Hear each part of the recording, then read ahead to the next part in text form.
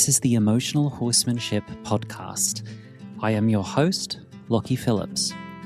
Emotional Horsemanship coaches deeply caring horse people to train emotionally balanced horses with science, empathy, and feel.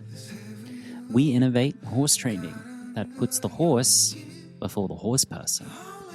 Season 2 of this podcast will bring you solo episodes, special guests, and small groups of guests as we discuss horses, horse training, the equestrian industry, and the big, bold, beautiful ideas horses inspire in all of us to breathe in and breathe out. My guest today is Michelle Knapp. Michelle Knapp has been on the podcast before.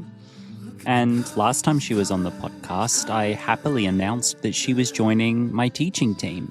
Well, fast forward to now, we have gone through a lot more together and we're still together.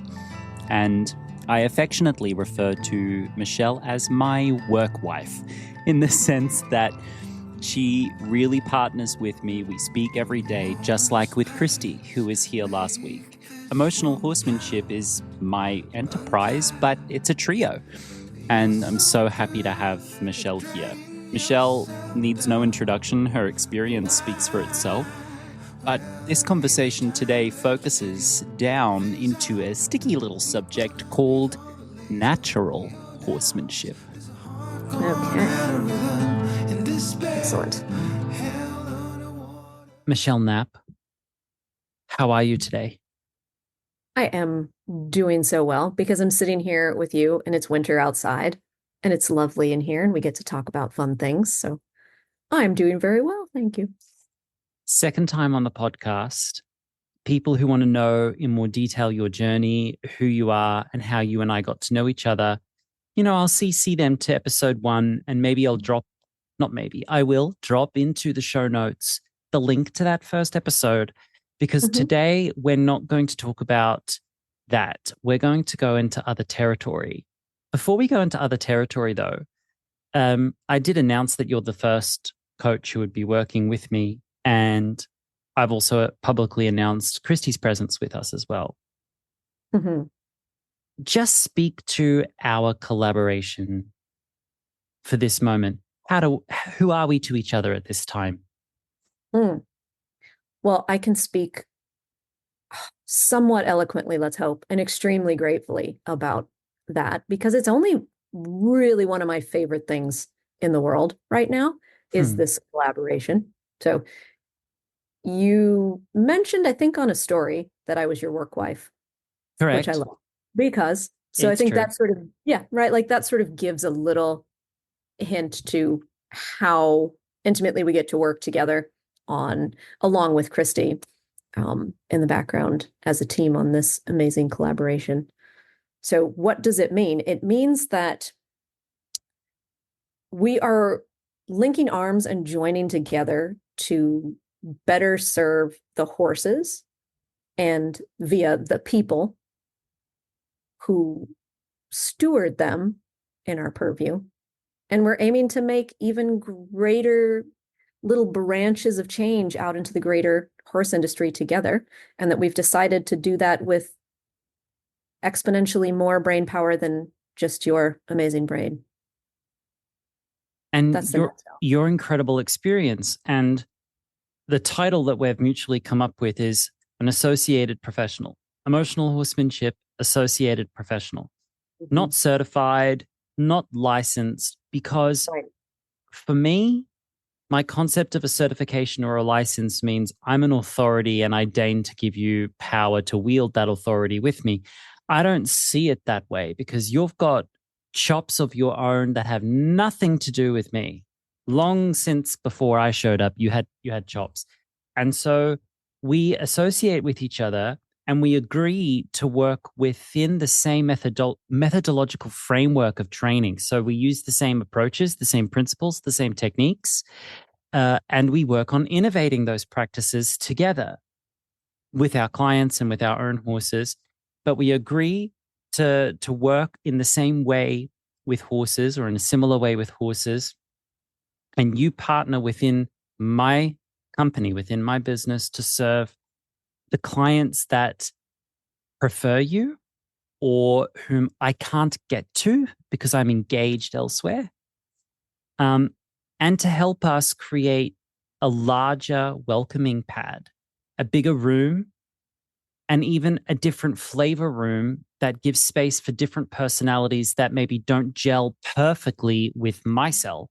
They can also gel with you. And maybe if we are so lucky and if we find the ability to do so, there'll be space for more people like yourself to work in my company. That's what we're hoping for in the future, but we don't know.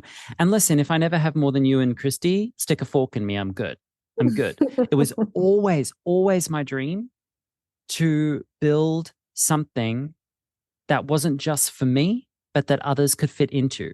If you look out there at different horse trainers, they say, so-and-so's horsemanship, Joe Blow's horsemanship, or John Brown, ethical horsemanship in small letters down the bottom.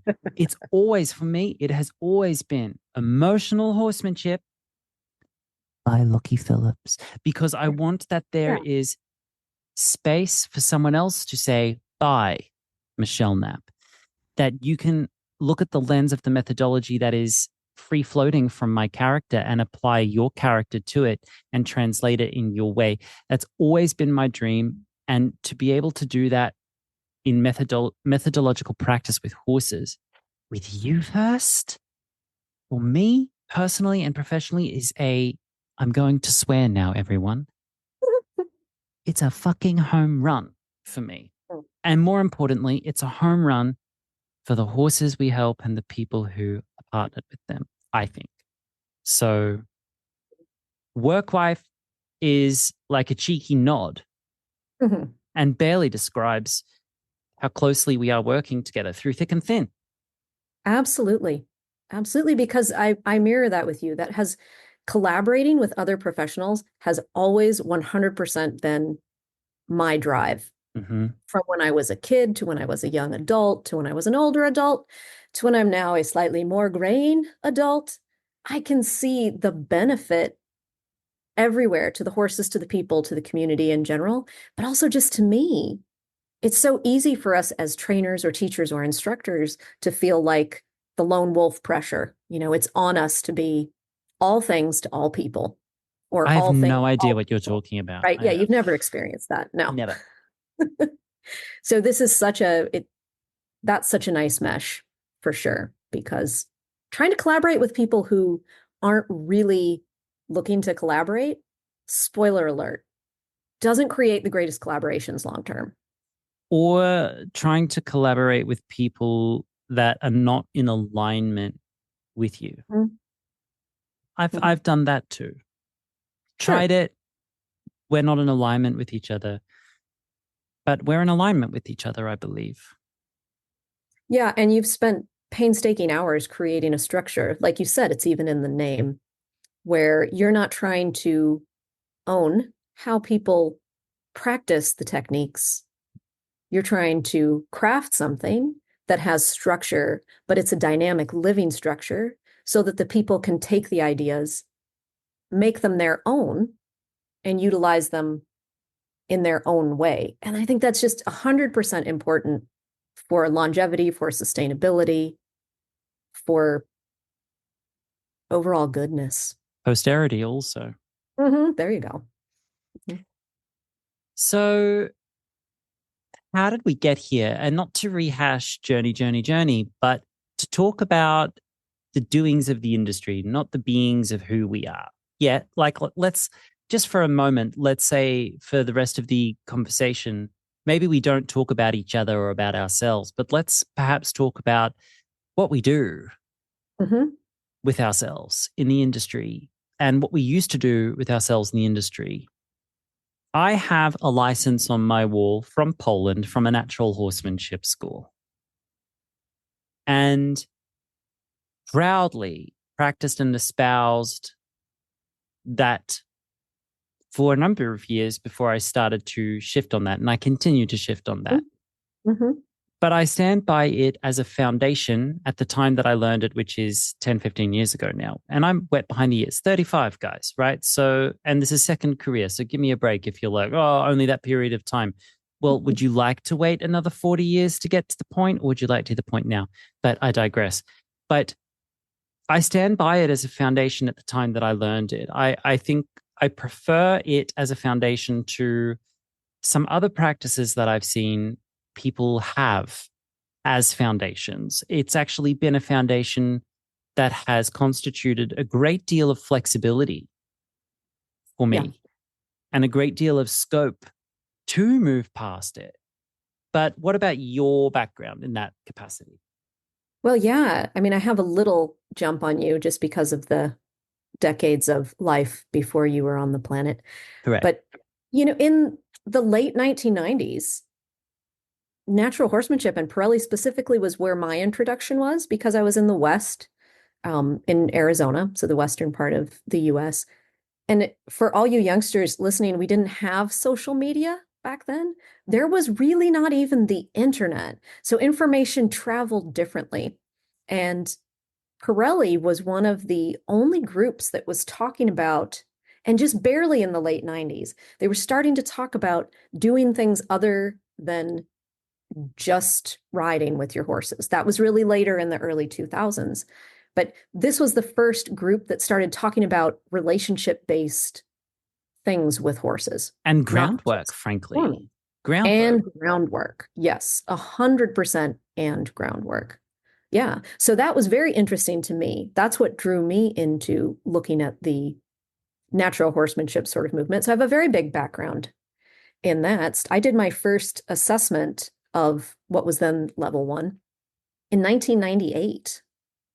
And it was probably an hour and a half to 2 hours long, because back then in the late 90s, for those that don't know, Pirelli had different levels of skill, essentially as a way to organize students to be able to move through skill sets, and as a way to group students for clinics. So you could know you were in roughly the same skill level at a clinic. And so at clinics, no one would be overfaced, or no one would be standing around twiddling their thumbs while someone else is working on something rudimentary, and everyone be getting their efficient way of structuring a learning, just like a school.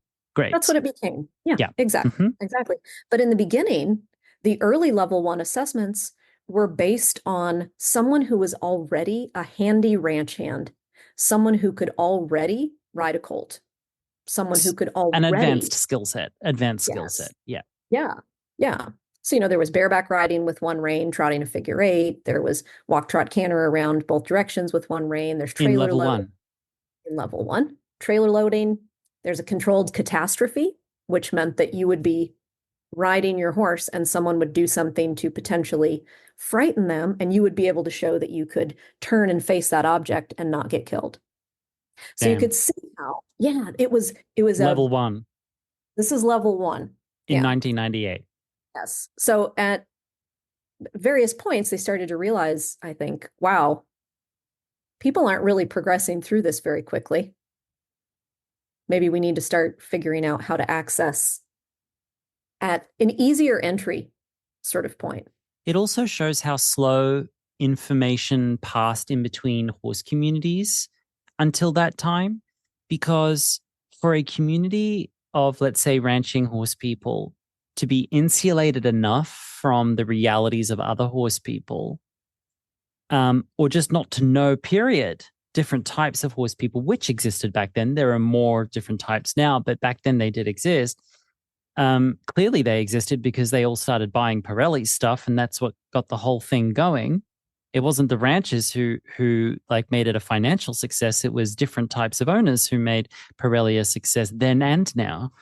And that's why they changed the levels. But for them to have been insulated enough to not know that controlled catastrophes, figure 8s in one rein at all paces, riding bareback, bridleless as a first level was like do I say out of touch, or do I say insulated? We could argue both sides, but credit where credit's due, they realized and they started to shift. right? Yeah, and I think that was something that they did very well. Mm, That was one of the strengths of the Pirelli organization was constant, to some degree, right? Constant shifting and changing with what they saw the bigger market was or what they needed. So into the early 2000s, they started shifting to where figuring out that there's such a big market for the recreational horse owner mm, and realizing that there are actually a lot of people who are riding for which fear of riding is a big concern. And so in the early to mid 2000s, there was a big push in the Pirelli organization to start talking about people who are lacking confidence with riding and start giving strategies for the humans, not just this is a how can you do this with a horse? leg Sort here, hand here. Right. of. So that became a whole sort of diversion on one path, which ended up, again, bringing a lot of attention to the fact that, hey, there's a lot of horse people who feel the fear, get on and do it anyway. Mm, And is that a good thing? Is that a not so good thing? mm, And there's still a whole lot of, discussion around that. But now, with where we are in the industry talking about nervous systems and polyvagal theory, that was not, mm. nothing about that was a discussion point in the early 2000s. And we couldn't be having these discussions now Yeah.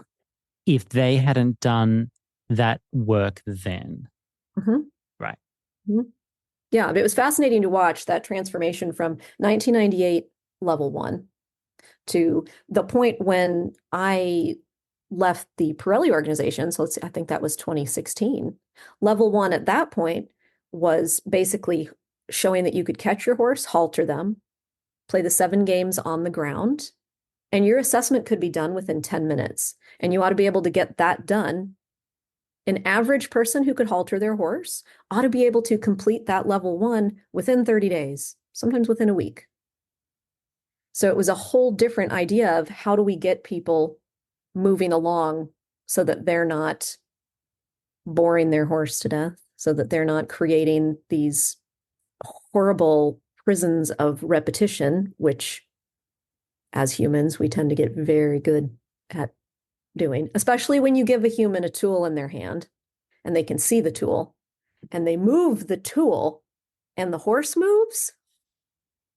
Huge for some people. Yeah, well, there you go, patterning at such an innate level. It's very difficult to, as you might have experienced this a little, it's very difficult to help people unwind that patterning. It's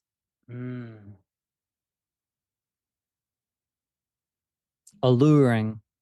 The allure of Pirelli really had us all, I was going to say by its throat, but I'm making a by our throats, but I'm making a concerted effort to use less visceral terminology. But you know what I mean? It's Yeah. it's an alluring thing to have a level one for ranches where they were doing bridleless, spectacular catastrophe avoidance wonders. And then within less than 10 years, evolve the level one to catching, haltering, and some, rope and stick stuff on the ground. Take it from a 2-hour assessment of basically a professional down to a 10-minute assessment for a recreational part-time horse person. I'm reading between the lines there. They saw that these people lacked confidence, but I'm also seeing they acknowledged that these people lacked the skill that they had, and they acknowledged the potential that these people were getting into dangerous situations with these animals, that these horses were getting into dangerous situations with these animals, or ethical welfare, wellness issues with their owners. And there was pressure put upon the organization by the organization. They put pressure upon themselves to equip the masses with skill. And the skill needed to be keep them alive and to give them confidence, because no horse has ever been cared for well by someone who's wringing their hands. It doesn't Mhm. work. Yeah. Whether they're really good or finessed or professional or not, they need to have the ability to stand there and be on their own 2 feet in front of a large flight animal. Mhm. And you and I have had long conversations about the nitty gritty nuances of the ethical ramifications of some of those techniques that were taught to the masses. And you and I now work for whoever comes to us in the capacity of bringing nuance exactly to those issues. Mhm. However, humility requires of me gratitude Mhm. to that organization for recognizing an enormous issue and creating an enormous, popular, Yeah. mainstream, credible, fun, cute. It was like the Yellowstone mania concept. It's like everyone got a little bit Western inspired. Now everyone's got a Pirelli like hat and a Pirelli stick, and there's merch, and it was industrious, and it was like a enterprise, and it was capitalism driven around a very important point, which was getting people safe and confident with their horses and getting the horses into safe homes and trying to keep them there. And then we'll address the other stuff later. We'll evolve on the other stuff later. Yeah, absolutely. No, I think that's a huge point, that when you can see a need, that we hear, some talk now that like horsemanship is kind of a dying art in this generation. Not, I don't mean the generation of specifically only us right now, but in the modern world, we don't need the same skills. People who are owning horses recreationally, people who are stewarding their friends, don't require the same skills that someone who's plowing the field, driving their kids to school, using horses for warfare, warfare, transportation, agriculture. It's not the same sort of thing. And the pendulum tends to swing, right? And so as the pendulum is swinging towards equines who are in our lives for recreation and enjoyment and sport, and barely for, the necessity of work of 100 and some years ago, the way that we communicate is different, and the way that people gain information about how we communicate with horses is different. We're in this information age where here we are, the internet gives us everything. And there was a period when that shift was happening, when we were going from horses based on agriculture, warfare, transportation, where information moved at a very different pace Mm. than it does now. So there sort of became this gap between people who knew and could pass on via oral tradition or explanation, visual, or training someone in person, those ways of working with horses, like you have from the Dorrance brothers, or people that are really of the vaquero tradition. You didn't have as many people to directly translate that to the next generation. So there's sort of this gap in the masses of real practical ways to handle horses and be safe. And I think that was a bit of the gap that natural horsemanship was aiming to fill. And they did fill it. Mm-hmm. As recently as 6 months ago, I had a very kind and well intentioned email asking me if I would come and teach a natural horsemanship clinic for them. Mm. And I said, thank you for the request. I don't teach natural horsemanship anymore. Mm-hmm. Um, if you're looking for a natural horsemanship clinic, I suggest you look at a natural horsemanship practitioner, and I wish you best of luck on the way. Because in some people's minds, the category of something horsemanship is basically under the category of natural horsemanship. Natural horsemanship became the catch-all category for any kind of anything beyond something dressage, classical, or just get on and ride, kick and pull, anything beyond like the bare minimum, or the real kind of cloistered classicism, let's Mm-hmm. say Euro classicism. Anything past that, or anything that deigned to be experimental or modern or contemporary or feely or whatever, or anything that deigned to look towards the recreational market became under the prism of natural horsemanship. And don't you all just do the same thing? And I think that that's a misnomer I will be working on my whole career with horses, with emotional horsemanship, is getting people to realize that it's really not natural horsemanship. And when people all the time at clinics, they come and they go, I was expecting some sort of augmentation on natural horsemanship, and it's really not. I'm like, well, I've been trying to say it's not. And people go, that's nice to hear. But again, they're sometimes not accustomed to hearing professionals actually do what they say that they're doing, or say that they're doing something. And then when you actually see it, that's not what you're saying is happening. It's like, see, I'm their friend. And it's like, they look like they're frightened of you, or whatever the storyline is. Yeah. And it's been my hope to really try to give the next step from the next step. If natural horsemanship was your next step and you're ready to take the next one, I hope you might consider coming and exploring with us, because our foundation might be natural horsemanship, but we have sought and tried and attempted and continue to attempt to move past it. It's still, every time I hear, the traditional horsemanship, like natural horsemanship or Pirelli, it's still, there's a giggle in the back of my head, because being involved with that from its earlier days, I was always the other. I was always the weirdo. That was always the minority. That was always the small factor. And now so it's a thing. Now have moved to where it's like, oh, like those traditional big guys, natural horsemanship. Traditional. Yeah.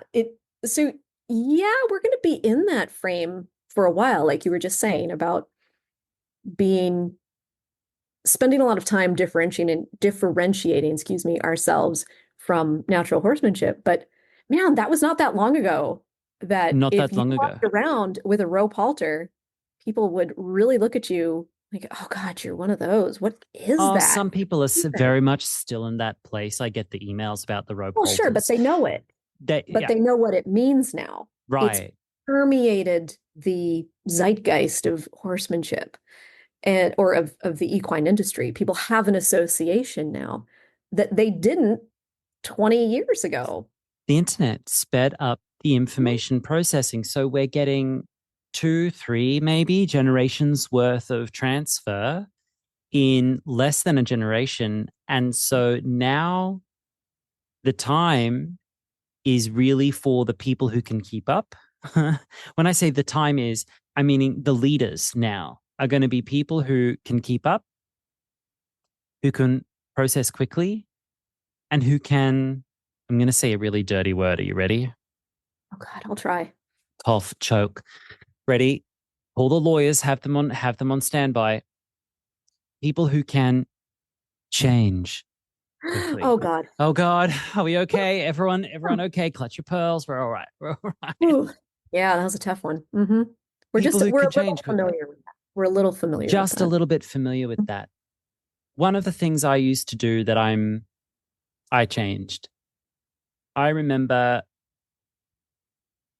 when I was working at a trail center, we had a group of Boy Scouts and Girl Scouts arrive, and they were going to get their horse riding badge that day. Most of them looked like not only had they never sat on a horse, but they'd never stepped away from their computer games. Okay. And it was 30 of them plus 4 jamboree leaders, or whatever the terminology, the scout hall leaders. And scouts run in my family, so I should know better. My grandfather ran a scout hall all his life. Glad you got that family chastisement of yourself, right? Yes, they're right there. And so we didn't have enough horses to take them all out in one group. And also we really didn't like the idea of putting 30 beginners out on a mountainside at the same time. So we did 2 groups of 15, the same 15 horses, and we were going to do the 2-hour route that was usually 2 hours route. But we were going to do it in 3.5 hours because that's the level of the riders we had. And we sent out a lead rider, a middle rider, and a back rider. And my job was to run the farm, while they were out on the trek, and I had a couple of horses to school, which suited me just fine because my sweet spot was in the education of the horses, not just like only schlepping death marches out on the mountain. But I really enjoyed doing the work with the remedials back home. And as they were going up the driveway, the proprietor came up to me and handed me a shiny blue rope from the special chest where all the fresh tack was kept, and said, I brought Bridie up to the stable for you because I think they're going to need your help.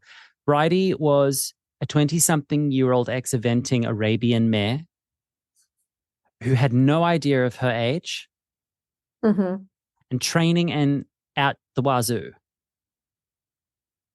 And I said, I'm going to have to canter to catch up with them. And Bridie's no, is that okay? They said, oh, you'll be fine. But one of the tasks they had me do was swing that rope around to push that group of horses forward. And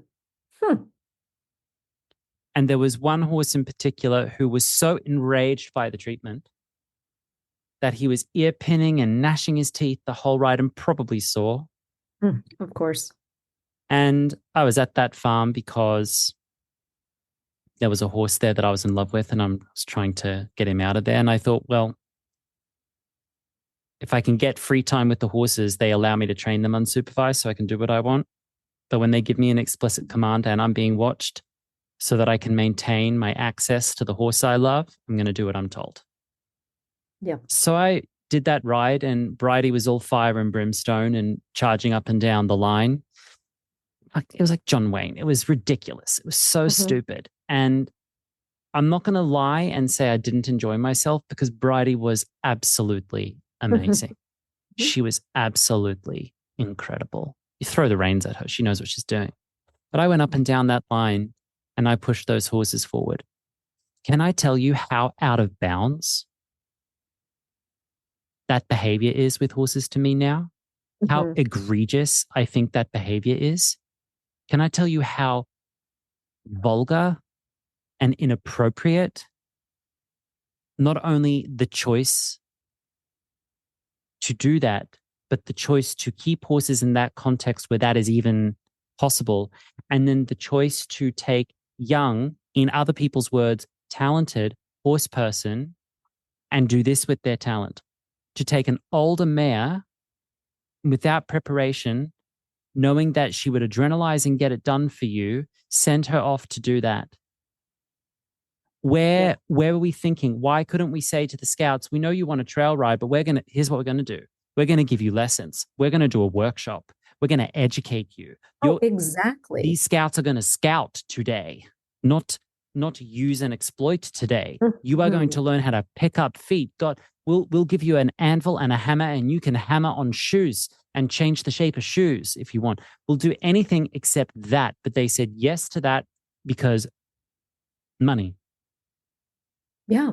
And it was so out of bounds. I have no guilt about it, because I believe guilt doesn't help me and it doesn't help the horses. It doesn't do anything. But can I tell you, I take responsibility for it now.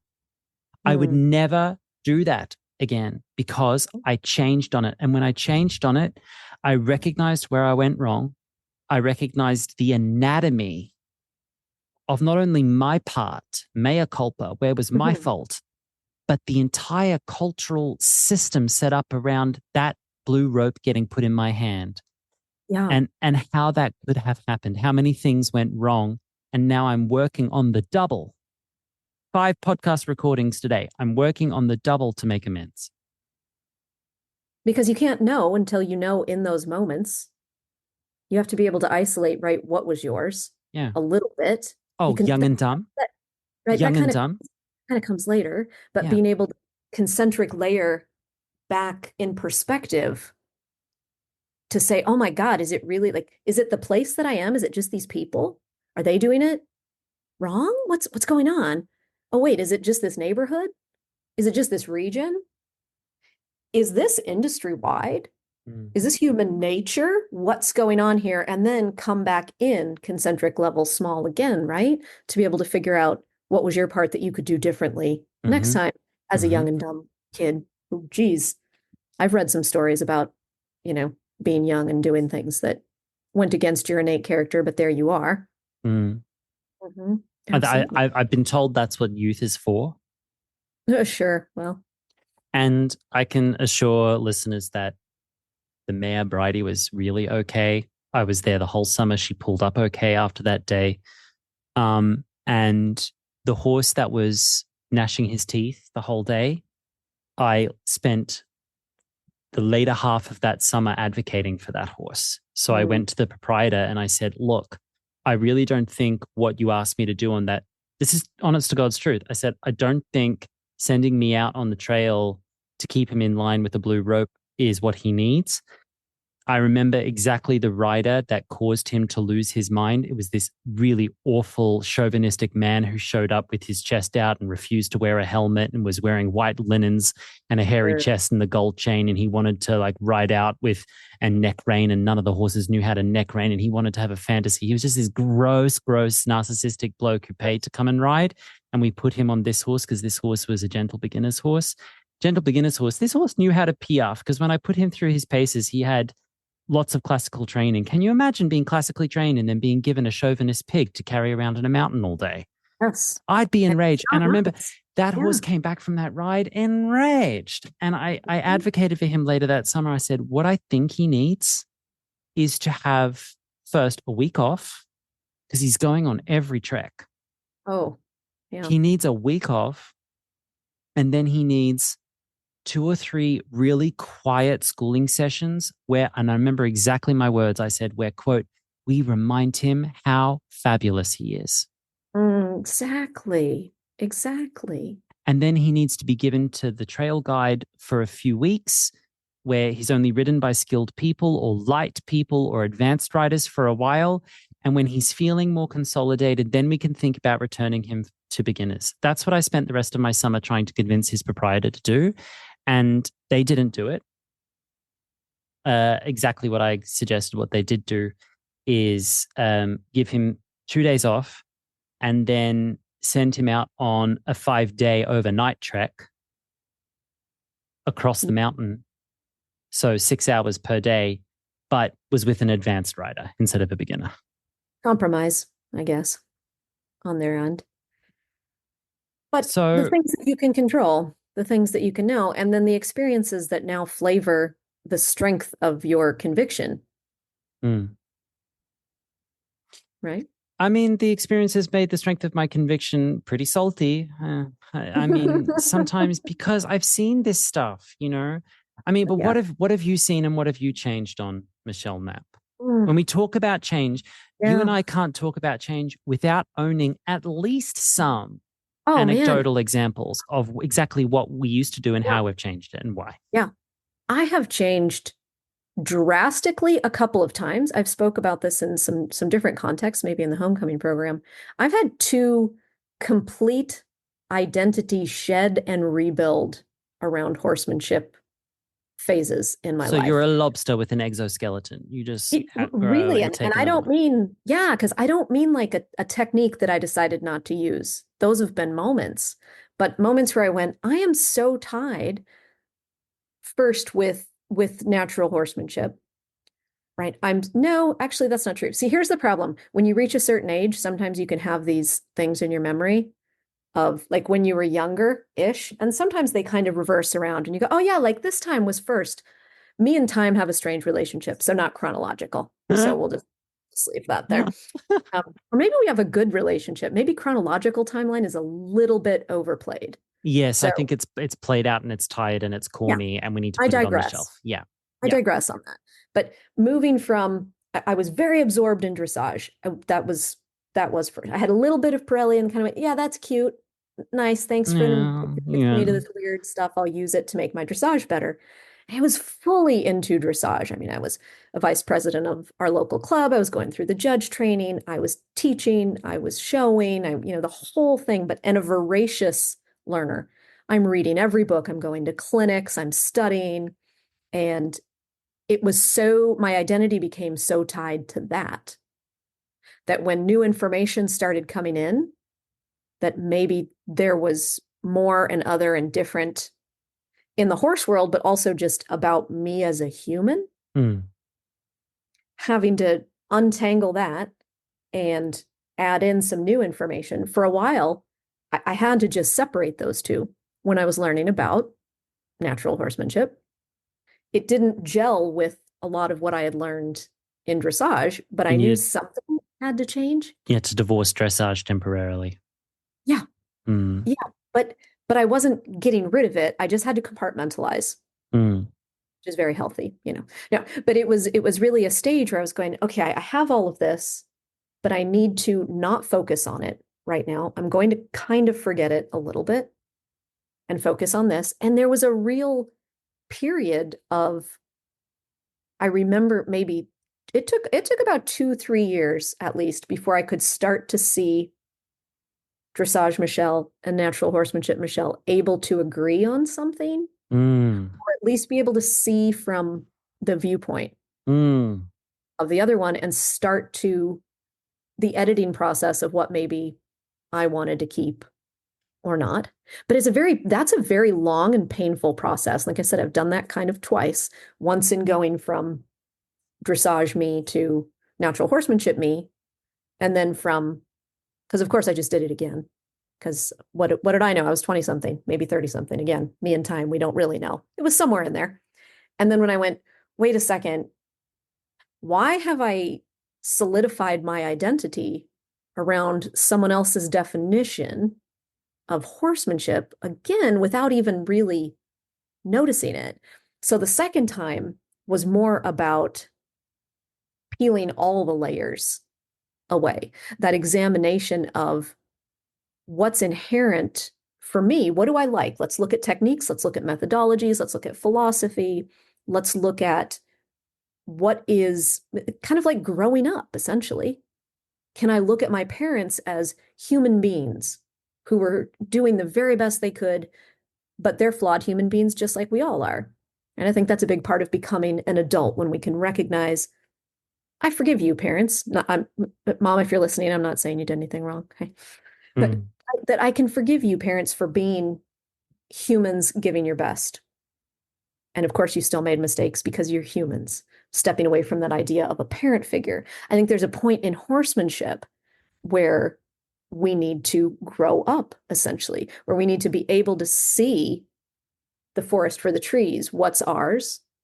What's the horse's? And then what's inherent in the conversation between the two? And to be able to step back, like again, from Pirelli, I don't hold a bunch of ill will. I hold a bunch of gratitude. I learned a ton. I learned way more good than not. There are things I would do differently. There are things I didn't like, of course. But I'm not angry. I'm not upset at them. They were human beings who were setting up what they thought was the best system possible at the time to make people safe and help horses' lives be better. What things did you do in that organization? And you're being very, very modest, but I'll just say this. When you left the Pirelli organization, it required you letting the people at the pinnacle, at the apex of the organization know why. So you were thick as thieves. You were deep in it and ready to be absolutely an integral part of the whole show. So when you walked away from it, it was a major decision, not only for you personally and professionally, but something that changed the course of that organization, because they're losing, well, you as an asset. Well, I mean, I will say that because I would have felt that, but there are other reasons why they might not have seen it that way, but whether they know it or not, they lost an asset. Yeah, no doubt. But I think that they wanted that because of other reasons, but because there was innovation that needed to happen. There was another change that needed to happen in the organization. Yeah. They had been at the cusp of change, ahead of the curve. They had been ahead of the curve, and then information shifts and the community starts to change again. And Pirelli was sort of looking down the throat of yet another seismic shift. And it was kind of existentially asked of Pirelli, hey, can you seismically shift us again? And Pirelli went, that's a bridge too far. No. And very, very specifically, these things happened at boardroom meetings. These things happened trainer to trainer within the organization, where it was sort of implied and or said explicitly, we're not going to go that far. This is where we are. This is who we are. We now have a brand and an image and a reputation and a thing going on. Oh, we've just lost your sound. Back? You're back. Okay, good. Not supposed to say that, I guess.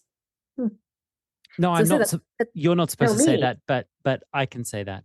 Well, no, that's not really. I don't think that's how those conversations really went. Oh, really? Yeah. I think How did probably they go? the bigger part of the conversation was, yes, we're doing it again. Oh. Okay. Yes, this is how we re-innovate. This is how we change the world again.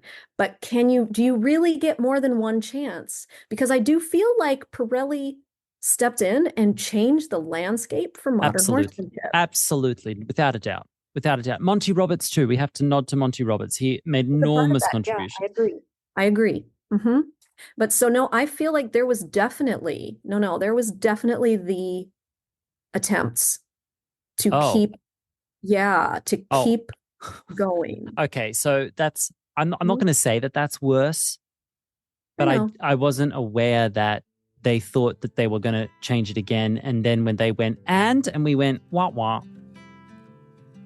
Here's a little bit of what was going on there too. Okay, so going back in history to when the shift into rider lacking confidence era of Pirelli. Let's take a break.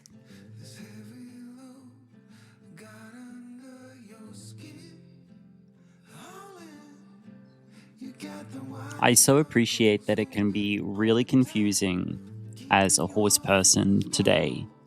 It's confusing because we're at a time of great change, and change releases all of the options up into the air like dust flying. And when that happens, some of us can't see clearly. And so I'm aware of this, and I'm aware that I'm contributing towards this issue by not training how everybody else trains and not teaching how everyone else teaches. If we decided here at Emotional Horsemanship to make it easy, we would use sticks, use heavy bits, use escalating pressure, use a clicker, do something that people already know. That's how we would make it easier for you. But that doesn't necessarily innovate training. It doesn't necessarily create the change in the industry we're all dreaming and talking about. I think the change in the industry really needs to come from horse-focused care, keeping, and training. So I've created some resources for you to begin exploring us as an option. When I say us, Michelle, me, Christy, and our community. Come and explore us as an option. The first step of this option is the Emotional Horsemanship Foundation online course. I know I say it over and over again, but still there are people out there who just don't know that I have created a simple first step for you to explore emotional horsemanship as an alternative to natural horsemanship, as an alternative to dressage, as an alternative to clicker training, as an alternative to competing, as an alternative to getting impatient, but mostly as an alternative to being confused.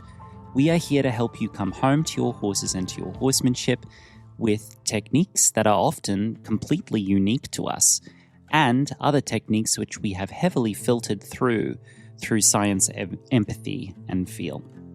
I'd like to invite you to join us on this course. You have lifetime access and a money-back guarantee. You can find a link in the show notes, or you can go to emotionalhorsemanship.com, go to the online courses page, and sign up via the Emotional Horsemanship Foundation online course. This podcast is fully self-funded by myself and our business, and your decision to come and join us and learn from us enables us to keep these free to the public resources available for everybody. Thank you, and let's return to my conversation with Michelle Knapp as we dissect the anatomy of natural horsemanship and how it got us to this point today. And when they went and we went wah. Here's a little bit of what was going on there too. Okay, so going back in history to when the shift into rider lacking confidence era of Pirelli. So we've got a big discussion around people who are unconfident and horses who are unconfident. And this was a big innovation, I think, that Linda Pirelli really helped with and that Pat then started talking about, which was if you feel worried, step off, get off the horse. That sounds like pretty common sense now. It was not 20 years ago. No, it's still not in some It's places. Still, yeah. And this is not me advocating all of you out there in listener land that you just leap off the horse every moment. I don't mean that. But it was a very helpful strategy to put the onus back into the person riding to take care of themselves and take autonomy for their own choices, and that they're the one in charge of their own bodily safety, not someone else, not the instructor, the teacher, not that. But that was a bigger part of the seed that started to create a little bit of a schism, in the camp of the people who you've got a bunch of cowboys, you've got a bunch of people who are in the ranching mentality, which is different. You're doing a job, right? Or anyway, there was a little pull that started to happen there that kept going exponentially, where we were hearing things from the rest of the horse community that's like, oh, those are the Pirelli people. They just play on the ground. They don't even ride. They don't even know how to ride. That was the biggest criticism of that mid-2000s era. And so there was a camp of people going, well, of course we know how to ride, but we don't have to ride. That's not all you can do with horses. When the slogan of way more than riding. Also advocating people who experience themselves. If you're experiencing yourself as an overwhelming presence and you're sitting on a half-ton animal with rocks for feet, you're in a really dangerous position. And so that advocacy to get off wasn't just about, it wasn't a clean-cut comment on the perfectionist ideal of methodology.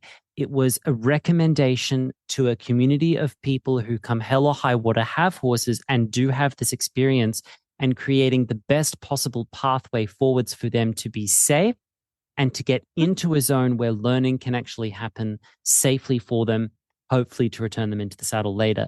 Exceptionally wise, but for some cowboys, not only is getting off the horse reason enough to be fired, but for some ranching traditions, getting off the horse, you lose social standing. You can lose face. You can lose friends, colleagues, and the ramifications can be dire. Yep. And in some scenarios of livestock work, getting off in the middle of something could be more dangerous than staying on, even in a tricky scenario with a horse. So a schism. Yeah, it was interesting. And that sort of grew into,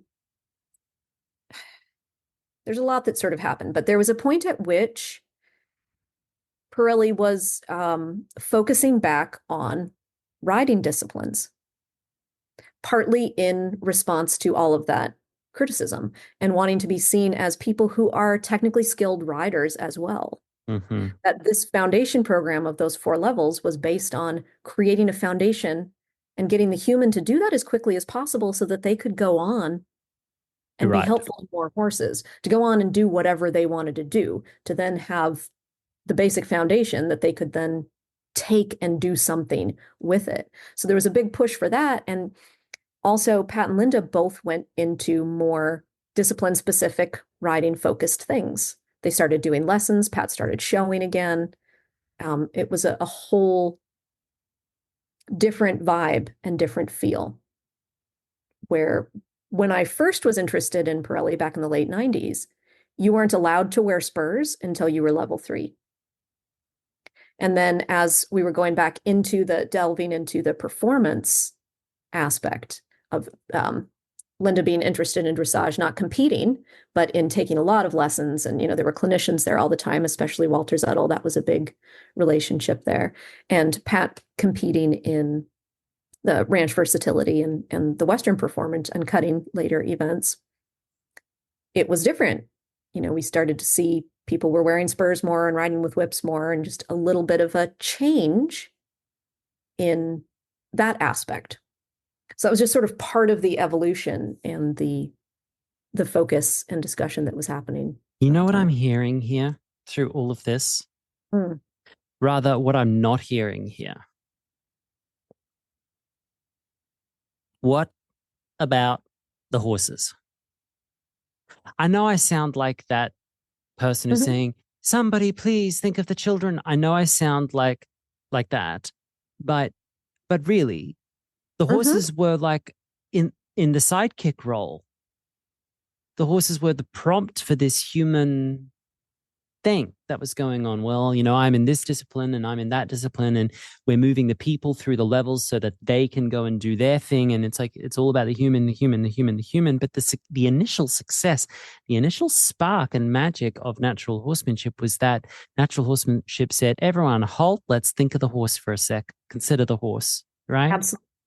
Mhm. And when you get off track, Mhm. that's why I say the thing like, not all journeys need to be taken. Yeah. That's not to knock journeys or people who espouse journeys. They're essential, but it's to just like add that voice that some journeys don't need to be taken. You don't need to go over there. There's a reason why they say curiosity killed the cat, Mhm. you know? And having a young horse at home right now, I can certainly watch the way his curiosity, were it not carefully bounded, could get him into trouble really quickly. And we have to watch Mhm. the Mhm. environment where. And so is any part of that ringing true for you? Did you at all, as a developing Pirelli professional, ever feel like we got off track and that Mhm. the horse was no longer centered?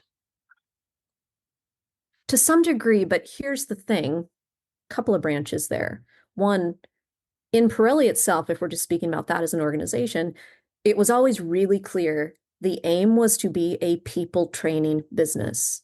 This Okay. is about teaching people to be able to work with horses. Because the one of the biggest things that happened for people wanting to come in and be professionals, you may be able to relate to this at some point in your life, right? Is it's so much easier to work with horses. I just want to come in and train the horses. Can you teach me how to train the horses so I can go do that? And Because it was always horse no. people don't like horse people. Hmm. People Hmm. are much harder to learn how to teach and organize and all that. And if you're coming in, again, why are veterinarians going into the practice? They Right. love animals, right? So Mm. why are people coming to the horse training business? They want to learn how to train horses.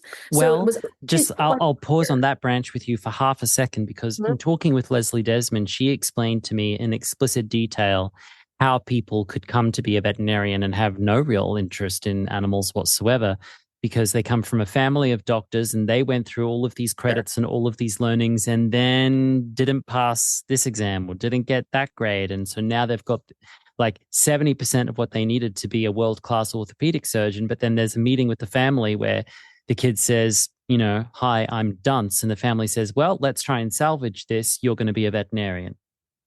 That's how she explained it. And I went, oh my God. And I wonder if there are horse people who were born into it and do it because that's the family business as well. Yeah, I think that scenario on both sides is the exception, not the rule, Correct. based on experience for sure. But there was a point for sure where, in response to, I don't want to say the horse wasn't centered, and here's where it's a little bit messy because from a program standpoint, yes, the Pirelli program was based on teaching the human.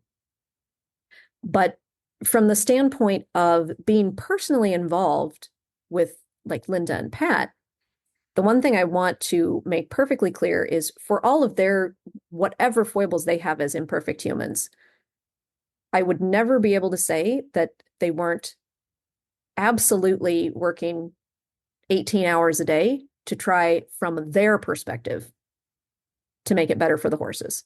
Got it. They were obsessed with that. I mean, they expected everyone else to be that obsessed with that. Sometimes the way it came out,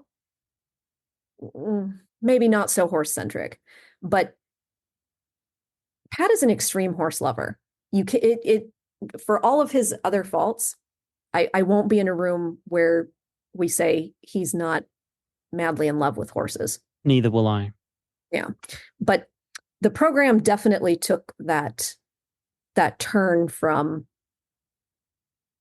I think, just in an effort to become, There's so many branches. This is where I go, ooh, so many Okay, branches, so because let me it's a real focus the big point. conversation because this conversation Mhm. requires nuance. We can't Yeah. describe it with broad strokes. It requires nuance. For me, the nuance here is that when I say focus on horses, of course, that does not mean I just want to train horses. So put the people in front of the horses and do that. It's about, of course, you're training people. All education businesses have Mhm. people as step one. Just because you're step one doesn't mean you're the priority. You know, Yep. step one for me in the morning is to turn my phone off if it's got an alarm, or to, walk downstairs and have coffee. That doesn't mean that my whole life's priority is coffee. You understand? Though that could be argued on some Yeah. days. I do love my cup of Joe. I love coffee, but that doesn't mean my life is about coffee. That doesn't mean my ethos, my character is about coffee. I'm not sitting here on a podcast about coffee, but coffee's the first thing I do in the day. So, like, just Yeah. because the logistical steps are around the people, that does not denote focus. When I say focus, it means when you've got the student in front of you and the student is preoccupied with themselves about their horses. Mhm. Well, I want to do this. And then I was feeling that. And then I was thinking of this. And then I'm dreaming of this. And then my horse did this and it made me feel so. And I'm sitting there thinking, when are you going to think about the horse? But when Yeah. you're sitting in front of a student and the student says, I tried so and so technique. Listen, I was a little underslept that day, or I have some things going on in my personal life, but what have you. I applied the technique. And then when I did it, the horse displayed these actions. And I'm really interested in these actions because I want to know what they mean. Can we explore what they mean? That's an entirely different focus. And so when Yeah. I say horse focused, that's what I'm talking about, that we don't have a school and a community of students that is obsessed with looking in the mirror at themselves, but obsessed with looking at the horse. And then once the horse is taken care of, we can discuss ourselves, and that we need to be in the sidecar. Mhm. The horse needs to be the focus. That doesn't mean logistically or the nuts and bolts of the business model isn't about education on the people. Yeah. No, I It, get it that. so that's the nuance I'm really bringing here, and sometimes I don't say that clearly enough, because for me, does a fish know it's wet? It's like so much a part of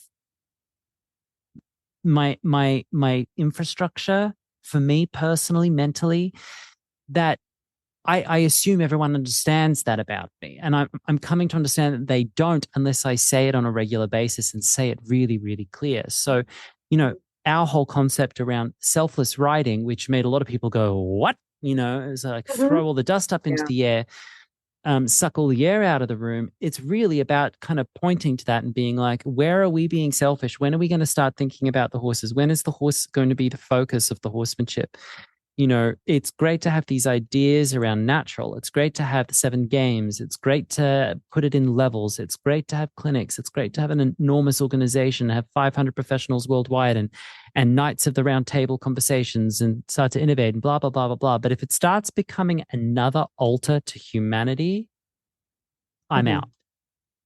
I'm Yeah. out. There's a reason why I choose not to be part of an organized religion, though remain privately very, very spiritual. Mhm. And Mhm. I pray, I don't know to who, but I pray every day. But I'm not part of an organized religion because I personally don't enjoy environments that are an altar to humanity or have the potential to be an altar to humanity's ego. That doesn't mean we can be without humanity. Yeah. Yeah. I'm just a little bit, when it's about animals, it needs to be about the animal. It does. It does, because we're the voice. Mm. We are the voice. And that was one of the things that was a Well, big I'm going to stop you there and correct you, because I know your intention was correct, and let me make sure it's really correct. We are not the voice. The horse is the voice. We are the translator of their voices. I want to make that nuance really, really clear, because this Mhm. is exactly the focus I'm talking about. don't mean to overstep you or to speak over you, but I want to make that really clear. We are not the voice for the horses. The horses have voices. Mm-hmm. Our job is to be the best possible translator of those voices and be an infrastructure in support of the horses' voices. Because if it becomes we are the voice for the horses, again, it starts to be a game of we. Mm-hmm. Or I could be wrong about that. Oh no, I hear you there. I hear you there. But we do need to act as their voice in the yes in the greater realm of human to human, because while that aligns with our belief system, there are still plenty of people out there who that is a foreign concept for, that a horse might have their own voice. I mean, again, this is daily for me. I talk to, if you have spent 10 minutes with me outside of a computer interaction, I talk to my cats, I talk to my horses, I talk to my trees, I talk to my birds, I talk to, and anyone that is around. I am a running external dialogue because that is how I interface with the world. But I realize that some of the people that I come into contact with, that's not a given. I have a very high tolerance for being the weirdo in the room, so it's okay. You are, I know you say you're a weirdo. For me, in my world, you're one of the most grounded, sane, sanguine, clear. Okay. Yeah. I don't know what that says about you, but no. No, I really think you're exceptionally clear and exceptionally grounded, and you come across that way. You know, if you're weird, what if everyone else is weird, Michelle? What if we're the normal ones? Damn it. Have we ever considered that? You know, we continually gaslight ourselves just because we live on like societal fringes or because we've had a certain percentage of people kind of pish posh or nose tip in our direction at the best. What if they're the weirdos? What if? It's anything's possible. Listen, in this day and age, anything is possible. Everything's upside down. So we've discussed the anatomy of natural horsemanship in a bit more detail, but I think there's a lot more meat on that bone there to chew on for the future. Is there anything else you want to speak to on that? Well, I'm just curious. We were sort of starting to talk a little bit about particular techniques. Is there something that you particularly have valued and kept the essence of through your work? You know, I will say that the focus on timing to the feet, timing. Again, this requires nuance because it's like a Rorschach ink blot. You say one symbol and people go, oh, I'll throw you in the bucket with all the other people who do all of the things associated with that category. Allow me to give nuance there. I think the ability to know exactly where the horse's feet are, relative especially to the position of their spine, position then of the shoulder, position of the hips, and then the neck, but in that order.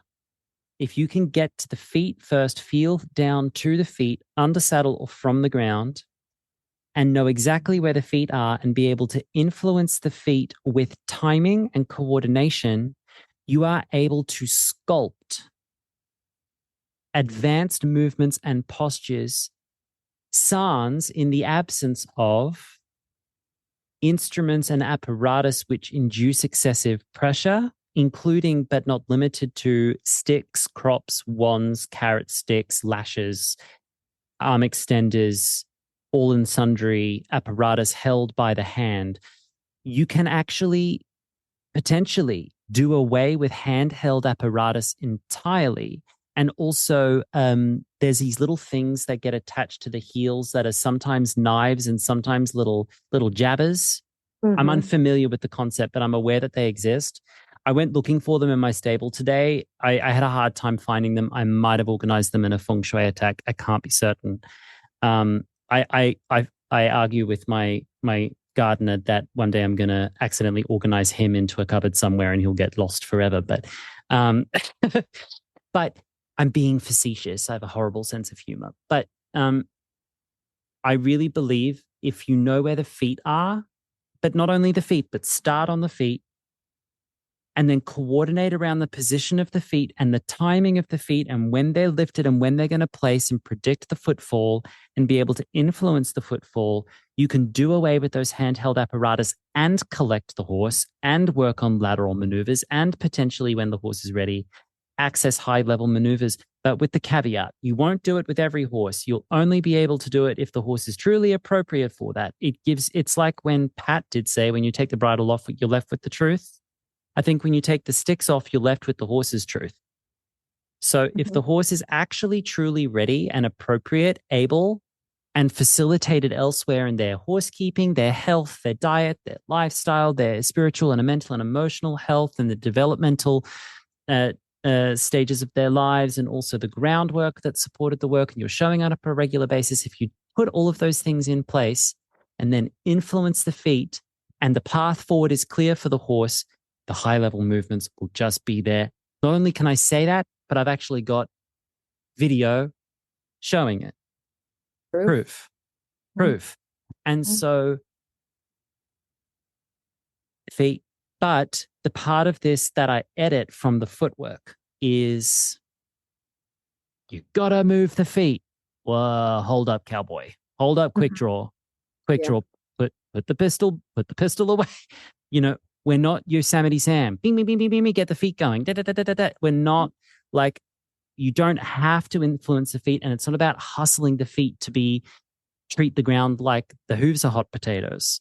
Right. It's not about that. You have to if you bring gentleness and care and development and technique and patience and willingness to practice and try and develop the horse so that they're ready to pick the feet up and then start to use them in the space, being aware of the feet is huge. Now, you and I had a session the other day where we were working on stuff, and because of lifestyle issues, I had a horse whose feet wouldn't move. And because I didn't have an arm extender, I had no leverage to push through that. Yeah. I was only left with, here's the reason why his feet aren't moving, because I need to tend to this over there. So I've tended to it. Now he's moving again. And when I opened up the track, again, because we repaired the damages from the fallen trees, etc., it was nighttime. He started to run. It was so beautiful. He started to run up and down the section of the track that was closed. And then he ran up to me and he went, rear, levard, strike the air, rear, levard, air's above ground. I'm so excited. Oh my God, I can move again. Right. And I'm going to give him a week or two, and then we'll put him back into training and we'll be working on our canter departures again, So it kind of reveals areas that are lacking when you don't have that leverage. But holy crap, man, when I first saw someone ride from the feet, well, it changed me forever. And I've been following that. Mostly privately, I have to say, because that's an aspect I haven't really started teaching with EH yet. I mean, it's there. Like the solar plexus draw is really the whole idea of starting to influence a connection between one rope and the inside four through abduction. And the tetris, especially starting on the hindquarters, is really about the same concept on the hindquarters without disengagement. So I've laid the Easter eggs. I just haven't started saying feet, guys, because I don't think some of our people are ready to not hustle after the feet or obsess that the feet aren't moving. It's a quick way to micromanagement. Correct. Focus too quick on footfalls and sequence of footfalls and where they are in timing. What about you? Is there anything that you've held on to from that world? Yeah, definitely. There was so much more good than not. I have worked for a decade to try and excavate escalation out of myself via different courses. And I found that goes in stages as well. When I first thought, I have laid that escalation down, and I called it my detoxing from escalating pressure period. And I was really fascinated with that. About the time that I think I'm fairly through that, another horse will come into my purview that's like, that's so cute. Here, hold my beer, try this on for size. Yeah. You think you're doing escalation? Let me just show you what laid under the surface. But one of the things that was a really interesting sort of segue for me from seeing where you could take the natural horsemanship based techniques or games.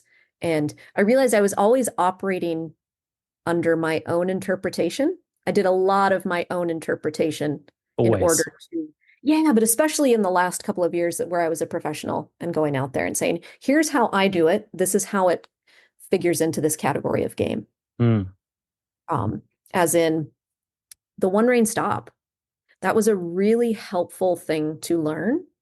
I had never learned anything like that before. You wouldn't in In the late dressage, would 90s. you? Because that's very, No, very illegal. Yeah, no. that kind of. But how that was done, it was an interesting evolution for me to go through learning that and teaching it, because how I was taught scared the bejeebies out of me, Mm, right?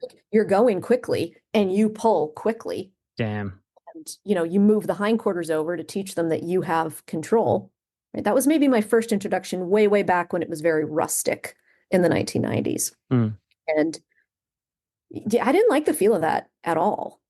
And through the years, developed where I started just doing it from like, how is this really supposed to work? How is this supposed to stop a horse if they're really flat out running? Spoiler alert, it doesn't if you teach it that way, always. Mm-hmm. People get hurt, horses get hurt because you can flip them over if Mm-hmm. they are going quickly and you are going quickly. Mm-hmm. So I deconstructed that. And I mean, I had some good influences helping me with this as well. This isn't like just Michelle Brain only, but especially I have to credit Connor a lot, my gelding that I've had for, I call him my horsey husband. I've had him now for 18 years, and he was with me from having 30 days under saddle, and I was just doing my, I don't know, level 2 in Pirelli, all the way through me becoming an instructor through various levels, and he's still with me. He's who I built my place for. And he's been one of my very best teachers, and he's always my reference point. And I think in those years, I bet I've had 2 other people sit on him for a total of maybe 4 other rides. I have guarded him for better or worse. So he's a fantastic tell. And in teaching him the one rein stop, he was saying this has to be about, it has to be based in care. It has to be based in, if you start to slide your finger down that rein, that I take a deep breath and exhale because I know you've got me and everything feels like it's going to come into a nice soft hug and we're totally fine. The early days of our spiral merge situation. Yeah, I did not know. This is one of the Right. reasons I'm so excited in seeing your mother foal bonding, in a little tiny video 2 years ago. Whoa, wait a second, this really resonates. So that was how I always, from that point on, practiced it and taught it from the ground, starting with what's essentially resensitization, and then moving Right. each little vertebral process. And if it's taking more than, a little soften on the rope, well, we're not there yet because it needs to feel like, again, I want the horse to have the association of the moment that I breathe out. First of all, you can breathe out too, but the moment that that finger starts to slide down the rein, you can count on, horse. The next thing that's coming is just, I get soft, you get soft. We both are in softness together. We're safe. We're soft. We're together. Everything slows down. We're okay. It takes longer to teach, but it's a whole different emotional tone. And I didn't realize I was working essentially in a care-based system of thought even then, setting it up. But so that was a really fascinating one for me to experiment with, completely just in my own brain and, with my own horses, and teach it in my own way without having that language for it. That sort of gives an emphasis or a little explanation of how I was utilizing the framework of the 7 games, but really putting my own feel to it. Because if it wasn't softness at its core, it didn't jive for Connor, so it didn't jive for me. I trusted him because he did trust me. And this is an innately very skeptical horse. It was always one of my greatest compliments when people would say, well, of course you can do it with him. He's so easy. Of course you can carry around bridleless on him. He's so easy. Well, of course you can go do that and move the cows and whatever and go do that gait. It's Connor. He's so easy. I'm like, I would like you to come and put your hand between the dock of his tail and his hind end. You could make a diamond back there. He has so much internal tension. He is such an internal skeptic. Mm. But because we forged that bond and had that kind of relationship, and I was maybe a little stubborn and, a little self-driven of not, I wanted to guard that Connor-ness about him. I didn't let other people do things with him. Was that part of the program? Like giving your horses to other people to tinker with as well? No, I think that's just more like in a clinic scenario I see. where a student would say, oh, could you show me, instructor? Mm. Or that was another interesting thing watching that at clinics where it caused me to bring a little part forward into my own teaching that I'll even say in clinics now. If I ask you, participant, may I use your horse in a demo? I want you to know that's a real question and you can absolutely say no. Mm-hmm. Right? You as your horse's advocate, if you even just feel more comfortable playing with it yourself, wonderful. I love that. Based off of some of those interactions of watching clinics where people were just, there's an authority figure. You're just going to give your horse to the authority figure Right. because they know better than you. Oh boy.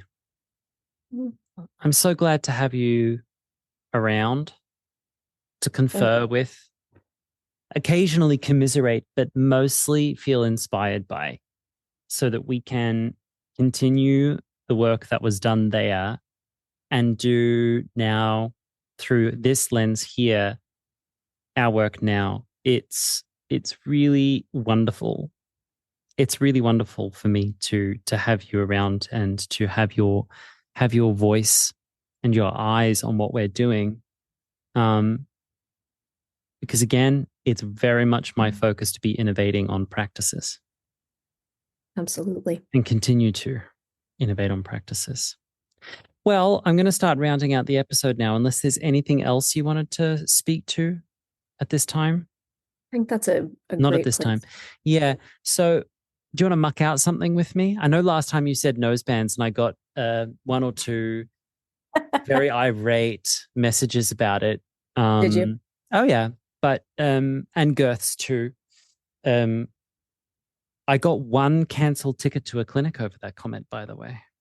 Over nosebands. Over nosebands, over you and I. I'm over so you glad. and I saying no to tight nosebands and tight girths.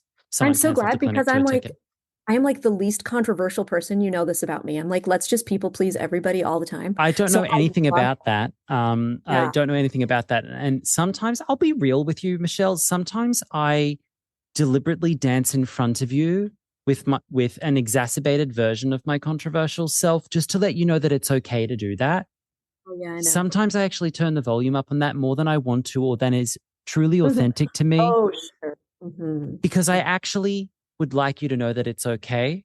And that if someone says, oh, how very dare, the nosebands and the tiger, I want my money back, I say, sure, here's your money back. I love it. Have a great day. I stand by my colleague. I want you to know that that's okay. By the way, let's change traditional practices without pissing off anybody, said nobody ever. Yeah. No. Said nobody ever. I know. I'm trying to recover as a people pleaser. Well, yeah, the people pleaser, but also years of conditioning and training to be a specialist in generalizing to be everything for everybody. Well, a specialist in generalizing to be everything for everybody. That is an absolute mind contortion. Oh, isn't it? Gee, and you wonder, why was I sitting under a rock, right? You weren't sitting under a rock. You were shoehorned under a rock and then wedged there. By that, that kind of contortion. It's a stuck place because when you need to be the best help you can be for trailer loading, flying lead changes, haltering, difficult horses, Western performance, English performance, kids, families, saddle fitting, bridle fitting, bit, hoof trimming, therapy, herd dynamics, therapy, biomechanics, posture, red light therapy, past life regression. Yeah. Right. So yes, there's a point where my one of my intentions for 2025 is it doesn't need to sound perfect. It needs to sound like it came from me. I'm so hoping our collaboration and the infrastructure that I've created, I'll say this, created for you to work within, Oh yeah. facilitates you to absolutely relax into your absolute authentic nature. Authenticity is like a skunk. Cute, pretty, shiny little mammal walking around minding its own business. If the wrong threat shows up, you're supposed to be repelled by some people's authenticity. It means they're not for you, babe. That's what that's how authenticity works. And if you're like, oh, I find that repellent, it means that doesn't mean that repelling person is wrong, no less that the skunk is wrong. The skunk is unpleasant to you and is probably making a choice or an instinctual move to repel you. It's supposed to, because the skunk is protecting themselves from you and protecting you from them at the same time. So it means they're not for you. I'll walk around you and leave you. That doesn't mean you pick up stones and throw them at the skunk. Right.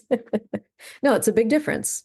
I remember driving from San Jose towards Carmel Valley, down past Monterey Bay with Laurie. And we're driving past these brassica fields, so broccoli fields. And a skunk in the middle of the day in the Bay Area stopped traffic. That little badass little warrior, that beautiful, sleek, gorgeous black and white warrior stopped traffic. I'm telling you, and everyone had to take care. And that skunk was able to walk out on a highway, stop traffic, and be well, because everyone was in their cars gasping for air because it skunked all the cars. It skunked all the cars and stopped traffic. That's how authenticity works, you know? So I'm really hoping that our collaboration will release you to give us talents as yet unforeseen, because they've been shoehorned into places they don't belong. And early forays into that shows me some of the things you've been working on, show me that that's coming. Oh, good. Yeah, absolutely. And I have to thank you for that, because creating that landing pad and creating that container where I get to play with the students that you have brought into and attracted to your community, which now gets to be our community, which is part of the greater community.